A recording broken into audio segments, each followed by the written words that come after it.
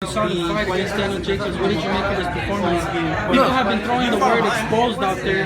Well, not really. You know, it's just that people expected him to knock Jacobs out, like he's been knocking everybody else out, and that's what they expected, and because he didn't, now everybody thinks, oh, he got Did it exposed. surprise you he didn't? No, I made some money because I knew Jacobs could survive, you know, the knockout. Huh? What'd you bet? I bet that he wasn't gonna get knocked out.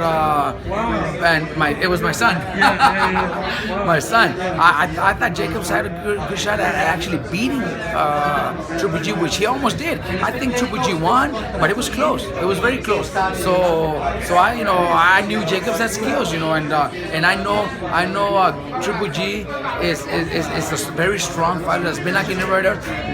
But there is those fighters that could box and fight smart and could survive and could do actually a good job. Some people thought he actually beat Jacobs. Why didn't he beat Golovkin? Why would you say he didn't win?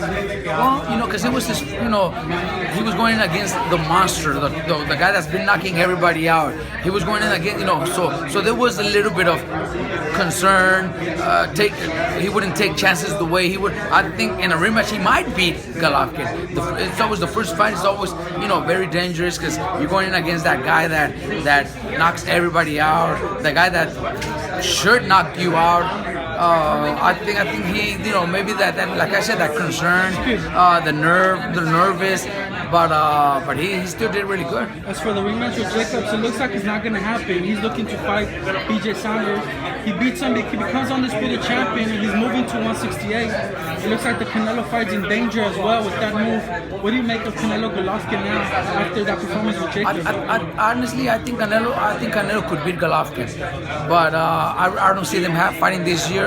I think they're probably going to end up fighting next year. I think Canelo's going to beat Golovkin. If he moves to 168, what does that mean? You know what? The only fighter that I could say at 168 that would probably make sense is Zurdo Ramirez, and I think Zurdo beats Golovkin too. He's just too big. He's too smart, too skillful. So I think Zurdo beats Golovkin too. Reggie Hunter recently said that he believes Andre Ward can still make 168, and they'll be willing to compromise. His words, not Andre Ward's. Reggie Hunter's words that he'll be willing to compromise and drop down to 168 just for Golovkin. Would that be a smart decision for Andre Ward's team to meet Golovkin at 168?